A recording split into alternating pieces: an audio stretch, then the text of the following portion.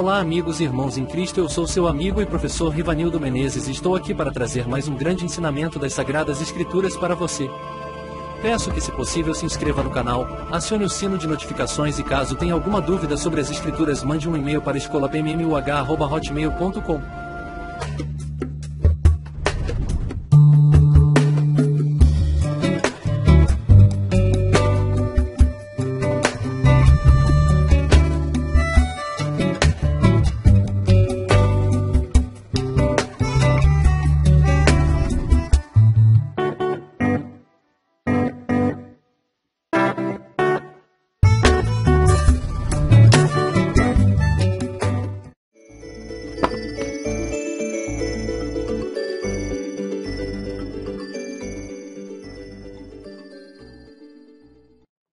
Olá, meus queridos guerreiros, que a paz do Criador esteja com todos vocês. Sejam muito bem-vindos ao canal Falando Sério e ao canal Originais Gregos da Bíblia. Seja muito bem-vindo e tudo de bom para você. Muito bem, estamos de volta para darmos continuidade a mais um estudo das contradições da Bíblia e refutando essas contradições. Gostaria primeiramente que você se inscrevesse no canal, acionasse o sino de notificações e também pudesse apoiar o nosso canal, seja membro do canal. Se você clicar no botão Seja Membro e dar aquele like para que a gente possa continuar com o nosso trabalho, ok? Muito bem, hoje nós vamos estar dando continuidade com contradições bíblicas refutadas, mostrando a vocês que em vários vídeos que nós já estamos postando aqui para vocês, nós estamos apontando onde a Igreja Católica colocou tendenciosamente as contradições e desmistificando ou refutando essas contradições que está nas Bíblias aportuguesadas. Lembrando a vocês que é muito importante a consulta dentro do conceito da linguagem hebraica e grega para saber o significado das palavras, aonde você vai perceber categoricamente que essas contradições apresentadas nas Bíblias Thompson, Scofield, Genebra, Pentecostal, Brit Hadashah e outras Bíblias mais, elas vão desaparecer. Bom, para aqueles que gostam do conhecimento da Palavra de Deus, é muito importante você estar ligado sempre aqui no canal, onde nós vamos estar mostrando para vocês que esses erros cometidos pelos copistas, eles vão simplesmente desaparecerem. Ou seja, se a Igreja Católica teve o intuito de criar grupos como céticos, ateus, militantes e até mesmo maçonaria e satanismo para desmoralizar a Deus e para levar as pessoas à incredulidade, pode ter certeza que essa máscara que a Igreja Católica construiu vai cair por terra, porque estamos aqui para mostrar para vocês realmente o que a Bíblia ensina sobre isso, ok? Vamos lá para mais uma aula, seja muito bem-vindo. Contradições bíblicas refutadas. Deus criou o homem para trabalhar, mas depois que ele pecou, o puniu, obrigando-o a trabalhar? Como entender essa contradição? Bom, aí você pode ficar assim preocupado. Poxa, mas a palavra de Deus, ela não tem contradição. É verdade, as escrituras sagradas, ela não tem contradição. Mas para que você entenda, presta atenção, a Bíblia que você tem nas suas mãos, seja qual ela for, essa Bíblia passou por diversas modificações e aperfeiçoamento em linguagem, exatamente por muitos copistas. E sabemos que hoje nós só temos a Bíblia em mãos devido à Igreja Católica. Então, de qualquer forma, os méritos pertencem à Igreja Católica porque foi ela que fez a responsável de fazer diversas traduções. Diferentemente do rei King James, que pediu uma tradução mais fideldigna ali do grego e do hebraico. Porém, também é encontrado diversos erros e contradições dentro dessa Bíblia. Então, por que as contradições aparecem na Bíblia portuguesa? Enfim, por que ela aparece quando você vai consultar o Antigo Testamento em hebraico, o Novo Testamento em grego? Por que essas contradições desaparecem? Porque nem sempre as palavras em português, elas são iguais, o seu significado batem com o significado daquela linguagem hebraica, ok? O copista, ele tem a obrigação de procurar no idioma a qual ele está fazendo a tradução, uma palavra bem fideldigna, que se adapte àquela tradução que ele está fazendo daquela determinada palavra, ok? Por exemplo, a questão do nome de Jesus, né? Então, lá na linguagem hebraica, tem muitos que dizem sobre a questão da pronúncia do nome de Jesus, que seria Jesus, ou Jesus Christus, que é do latim, e depois você vem sobre Yahushua, ou Yeshua. Uns pronunciam como Yeshua, outro Yahushua, por causa do das iniciais do tetagrama Yud-Vav-He, que o nome do Criador se derivaria dessas letras em hebraico, Yud-Vav-He, que a pronúncia seria aproximadamente Yahweh, que seria o nome do Eterno, do Criador, mas o nome dele precisou ser traduzido, não é traduzido, ser adaptado para determinados tipos de linguagem, ok? Então você tem hoje Jesus, que muitos acusam, né, porque a letra J não tem na linguagem hebraica, que não tem no alfabeto hebraico, e a letra J é uma letra romana. Então eles acreditam que o nome Jesus, eles dizem que ali tem o derivado de porco, ou de cavalo, ou de etc. O que na realidade não há nada disso. O nome Jesus é uma transliteração do nome Josué, que no nome de Jesus consiste também o nome do Pai. Estamos numa linguagem aportuguesada. Então o tradutor está procurando o nome mais adequado para tentar colocar. Eu entendo perfeitamente do que eu vou dizer aqui para vocês, que existe sim algumas manipulações que a Igreja Católica fez nas Bíblias para confundir a cabeça das pessoas. Isso é muito claro porque a Bíblia chama ela de Grande Babilônia, a mãe das abominações e enganações. Mas no nome Jesus, você encontra justo, eterno, santo, único Senhor. De qualquer forma, é a transliteração do nome Yahushua. Muitos não vão concordar, eu não estou aqui para discutir com você sobre a questão de nome, você tem todo o direito de concordar, mas é o meu ponto de vista, aquilo que eu tenho estudado. Uma outra coisa que você vê que a Igreja Apostólica Católica Romana colocou nas suas traduções foi traduzir o arco celeste. Por exemplo, quando acabou o dilúvio, o Criador colocou um arco sobre os céus, né? Que nós conhecemos hoje como arco-íris, correto? Então veja, em algumas questões das traduções, o Império Romano, influenciado pelo Império Grego, fez algumas transliterações, algumas traduções para homenagear diversos deuses gregos, ok? Então aí você tem, por exemplo, no Antigo Testamento, na palavra hebraica, você não tem a palavra arco-íris. Você tem ali o arco, a aliança do Criador. Esse arco demonstra, quando você vê esse arco que pega de um ponto da terra ao outro da terra, fazendo exatamente um arco, uma tenda. É para que todas as pessoas lembrassem, tá, que existe um domo sobre a nossa cabeça. A terra estacionária e um domo sobre a nossa cabeça. Não uma terra esférica, mas um domo. Isso é para lembrar que o Criador separou as águas que estão acima do firmamento das águas que estão debaixo do firmamento. É uma lembrança, porque os homens iam se esquecer disso. Então, todas as vezes que aparece um arco, que conhecemos como íris, é exatamente para lembrar da aliança que o Criador fez com Noé. Ele separou as águas, mostrando o poderio dele. As águas do firmamento acima e as águas debaixo do firmamento. Nada mais do que isso. Então você tem arco-íris. A íris foi acrescentada pela igreja na tradução. Porque íris é uma deusa grega. Pode consultar aí para você ver, ok? Então o que eu estou lhe dizendo é que as Bíblias aportuguesadas, você vai encontrar, sim, diversas contradições nessas Bíblias. Mas quando se procura, quando você tem uma dúvida sobre determinada palavra, e você entra em conflito com 2 versículos, aí você precisa saber o significado daquele versículo. Você precisa buscar o que isso quer dizer no hebraico. O que quer dizer íris no hebraico? Está entendendo? Então é assim que você vai conseguir descontradizer o que a Igreja Católica fez propositalmente e tendenciosamente, para criar uma rebelião de ateus, de agnósticos, de pessoas aí maçônicas e assim por diante. Por exemplo, então você entendeu aqui, né? Deus criou o homem para trabalhar, mas depois que ele pecou, o puniu, obrigando-o a trabalhar. Como entender essa contradição? Então, na contradição bíblica, que é refutada, você vai aprender o seguinte. A Bíblia diz que Deus colocou o homem no jardim para cuidar e cultivar a terra. Presta atenção que a contradição vai desaparecer. Quer ver? Deus colocou o homem no jardim do Éden para cuidar dele e cultivá-lo. Gênesis capítulo 2, versículo 15. Mas depois que o homem pecou, Deus o puniu, fazendo trabalhar para conseguir o seu próprio sustento.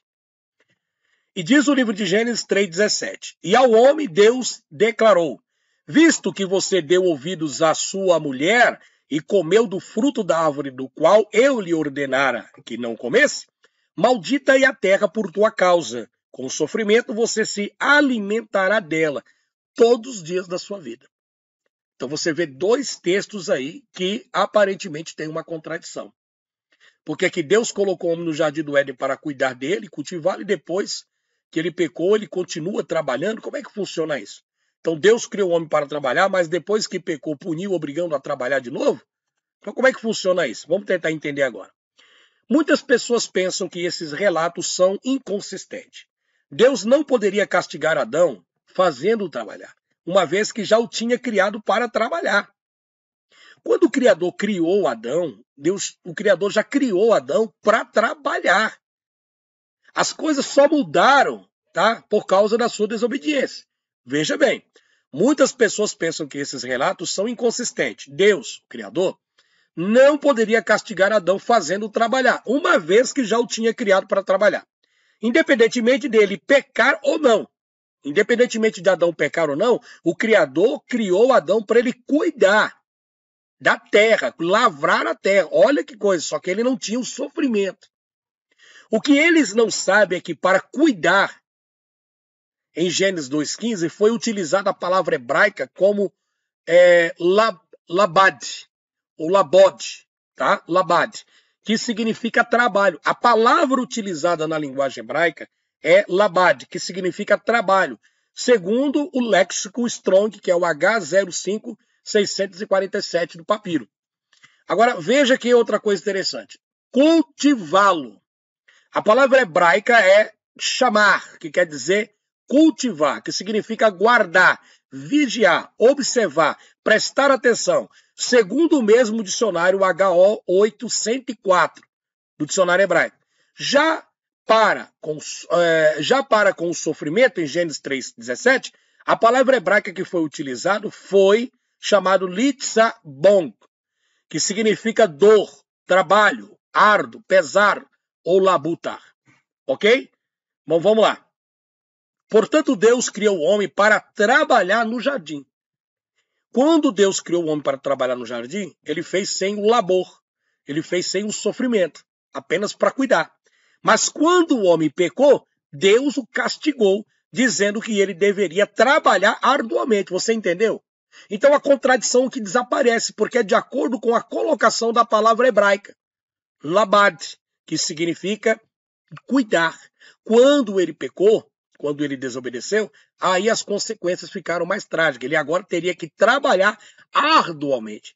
Então não há contradição, porque a palavra que o tradutor tentou colocar para o português não encontrava uma palavra adequada, então aparece essa contradição. Mas quando você vai lá e vê o significado da palavra trabalhar e labor, você vê que no hebraico muda totalmente o sentido da palavra. Ou seja, Adão, ele trabalhou arduamente, o que ele não trabalhava arduamente, ele não sentia cansaço, tá? Antes da sua queda. Depois da sua queda, ele começou a trabalhar arduamente. Isso não significa que ele não trabalhava, né? Então Deus não criou o homem para trabalhar e depois que ele pecou, botou ele para trabalhar novamente, entendeu? Para trabalhar. Então os ateus pegam os dois textos, dizendo, tá vendo, isso aqui é uma contradição. Sim, aparente contradição, mas quando você vai a fundo e vê o significado da palavra, você vê que depois de pecar, ele deveria trabalhar arduamente com o sofrimento. Por isso que a palavra é litzadon, tá bom? É totalmente diferente. Quando Adão pecou, a natureza de seu trabalho mudou. Deus amaldiçoou o solo de modo que produzisse espinhos e ervas daninhas. Então a terra, ela não produzia espinhos nem erva daninha. Ele não produzia, ela só começou a produzir, que são as pragas das plantações, após a queda de Adão. As plantações, as árvores, as plantas, tudo, não tinha praga nenhuma. Não tinha nenhum tipo de praga, certo? Então ele trabalhava, ele cuidava, ele ajudava, ele plantava, enfim. Adão trabalhava, mas sem cansaço, sem labor, sem fadiga. Você entendeu? Depois da sua queda, que a terra começou a produzir ervas daninhas, espinhos, e ele começou a trabalhar arduamente. Simplesmente o que aconteceu? Deus não está falando duas coisas entrando em contradição. Primeiro, o homem foi criado para trabalhar, só que ele não trabalhava com o labor. A partir do momento da sua queda, que ele trabalha agora através do suor do seu rosto. Continuou trabalhando. O objetivo da coroa da criação, que é o homem, era cuidar do jardim. Era cuidar desse plano da terra. Ok? Então, quando Adão pecou, a natureza de seu trabalho mudou. Deus amaldiçoou o solo de modo que produzisse espinhos e ervas daninhas, como está em Gênesis 3, 17 e 19. O trabalho do homem ficou mais difícil e laborioso. Dali em diante, o homem ganha o pão com o suor do seu rosto. Tá? Então é isso daí, pessoal. Espero ter tirado a dúvida de vocês sobre a questão dessa contradição. Deus criou o homem para trabalhar, mas depois que ele pecou, o puniu, obrigando-o a trabalhar. Como entender esta contradição? Ok? Então foi explicado para vocês que a contradição desaparece quando nós começamos a observar, tá? Então não adianta pegar só o versículo 2:15 de Gênesis e o 3:17 e falar, olha, tá aí a contradição, realmente. Mas precisa entender o significado da palavra. E os padres não colocaram o significado da palavra labad. Em hebraico foi utilizada a palavra labad para trabalho, ok? Então é isso daí. Que o Eterno vos abençoe, que o Eterno vos guarde e que lhes dê totalmente entendimento para que as pessoas possam sair do engano, do satanismo, do ateísmo e de todas as outras enganações colocadas aí pela maçonaria. Um forte abraço para vocês e até o próximo trabalho. Não se esqueça de ser membro do canal. E se você quiser, você pode estar adquirindo os nossos 2 livros, lançamento aí muito importante para que você possa aprender mais ainda a palavra do Eterno. Um abraço e tudo de bom. Olá, meus queridos irmãos, que a paz do Criador esteja com todos vocês. Aqui quem fala é o professor Rivanildo Menezes. Vou pedir para vocês assistirem o vídeo, né? E eu quero falar para vocês agora de uma grande novidade. Eu acredito que seja de muita importância para vocês que gostam de estudar as Escrituras. Bom, pessoal, eu consegui aqui lançar 2 livros, tá? 2 livros muito importantes. Eu gostaria aqui de compartilhar com vocês o que tem no conteúdo desses livros. Vocês sabem muito bem que a Igreja Apostólica Católica Romana, ela fez diversas traduções das Bíblias, e hoje nós temos uma série de Bíblias aí que foi retirada da Bíblia Católica, né? Então nós temos aí a Thompson, Scofield, Genebra, Pentecostal, Brit Hadachá, nós temos aí a Bíblia King James, enfim, é uma diversidade de traduções.